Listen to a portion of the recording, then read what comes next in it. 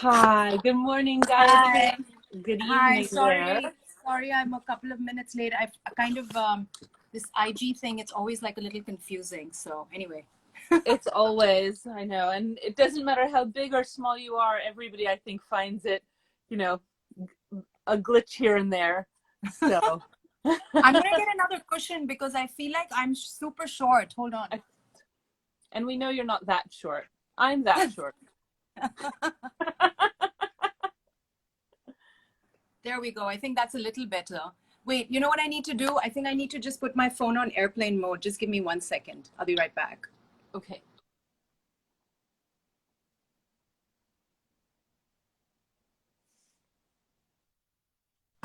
Great. Oh, good. So let's get started. This is the perfect way for me to start my Monday morning, and you have already done Monday. So. Yeah, I'm my God. And it was such a crazy Monday. I feel like I didn't even get a chance to read the newspapers, which is highly unlike me. It was just a day that went by. I We will had watch it. I've had one coffee and then I'll read the newspaper after this. So that's the plan yeah, for the day.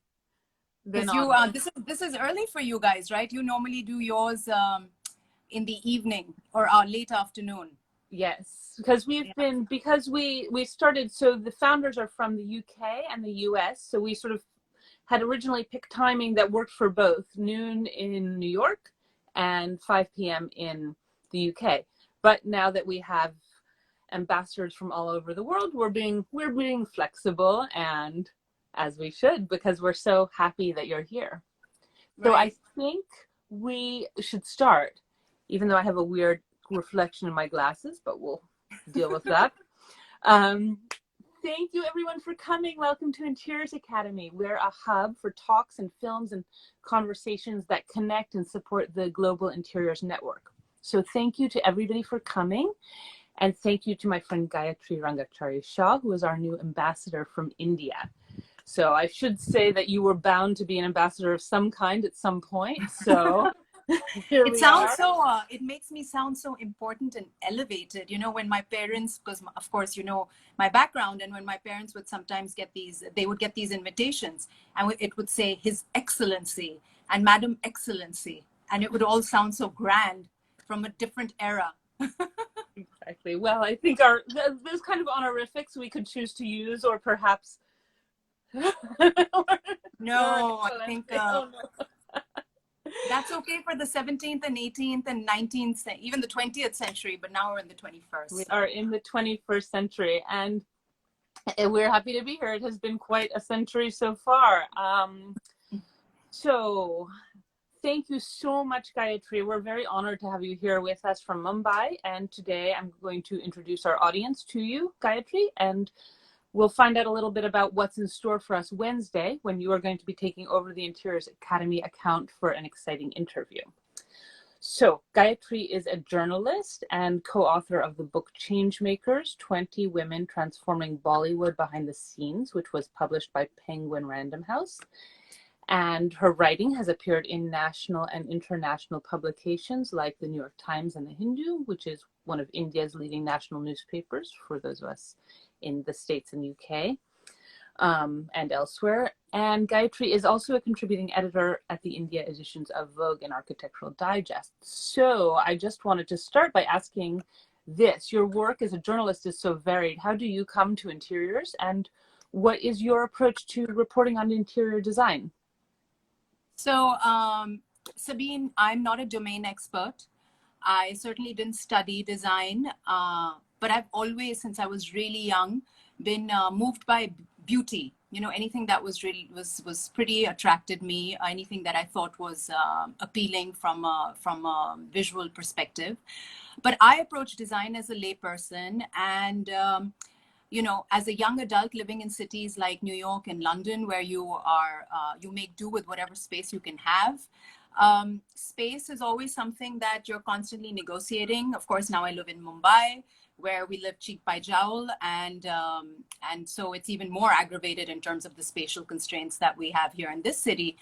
And and you contrast that, sort of my young adulthood with the homes that my parents were able to live in, which were quite enormous and beautiful and palatial. And so I always sort of had this interest in how you kind of make the most of whatever you have, whether it's a 40,000 square foot McMansion or a 500 square foot studio.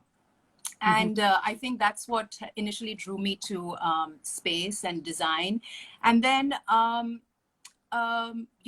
sort of fell upon it, really. I was asked to do some reporting for the New York Times on spaces here in Mumbai and in India. And that sort of got me started. And then I was fortunate enough to be asked to become a contributing editor with Architectural Digest in India. And so that really set me on my path. And it's really, it's been really wonderful to be able to have the opportunity to go into different spaces and see them. And it's not just residential spaces, but also office spaces, commercial spaces, and see how those work.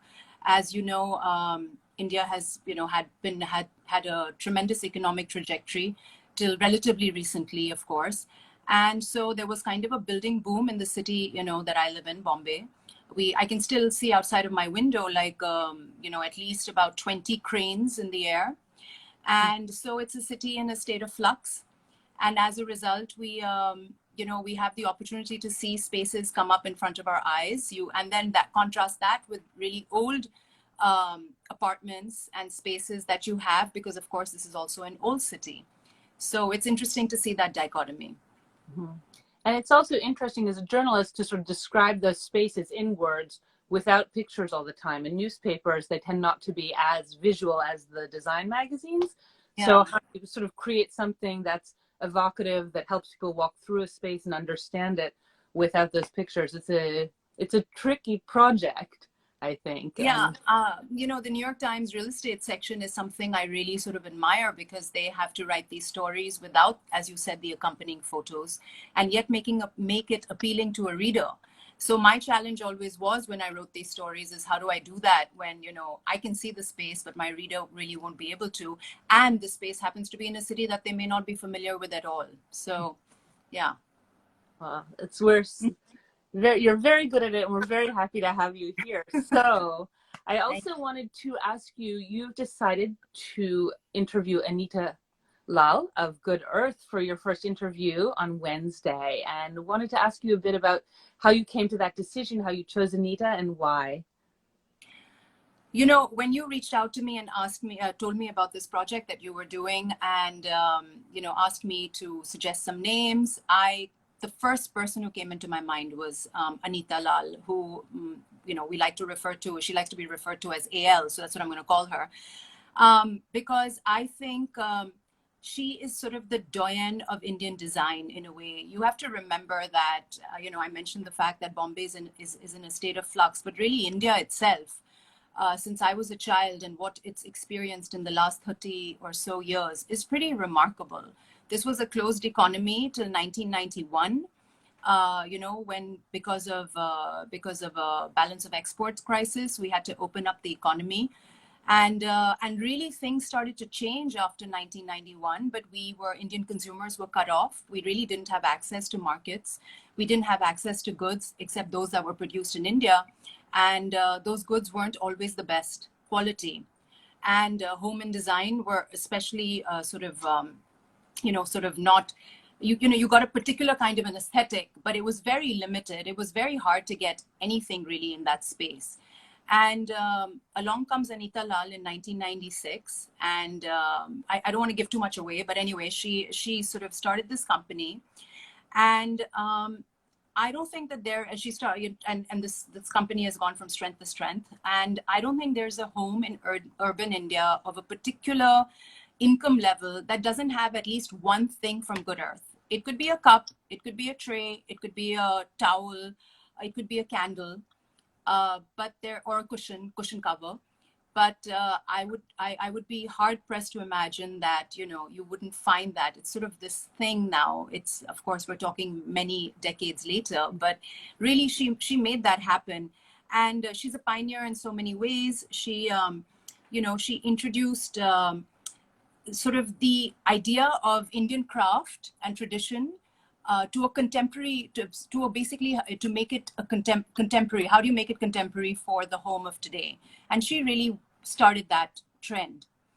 And I think that's why she's really quite remarkable. So, you know, whether it's crockery, whether it's decor, whether it's wallpaper, whether it's upholstery, and that whole good earth, there's, you know, now we know it as a good earth style, but it wasn't, you know, earlier there wasn't that vocabulary for it. And she's a design purist who's really done a deep dive into the techniques, the arts and crafts of this country. She does a big, and not just this country, she's also inspired by other parts of the world. So we'll talk about that on Wednesday as well. And if you spend time with this woman, you sort of really understand her passion for design and interiors, and you know, it's all very sensual. And so it's really, it's wonderful if you guys are able to, you know, share through Interiors Academy. We can share this person's wisdom and her perspective and her aesthetic with a wider audience. Well, thank you. We're so excited about it. And I think this sort of dovetails with some of the other work you've been doing. You have a new podcast, speaking with inspiring women and drawing out their stories. So maybe you'll tell us a little bit about that, and then we will just say thank you and encourage everybody to come in Wednesday and hear you speak with Eyal. So yes, the podcast that you mentioned, it's going live this week, and it's on a radio station called Red FM, which is India's fastest growing radio network. It's got reach all across the country. And Sabine, I mean, I'm a print journalist, but I've wanted to do a podcast for a long time. And as you know, gender is close to my heart. You know that I'm involved with, you know, with Tina Brown, who had Women in the World for more than a decade at Lincoln Center in New York, where we brought together women from all around the world to discuss the issues of the day from a feminist, from a gendered perspective. And so she was really a pioneer in terms of understanding that women need to be part of the conversation, in every conversation.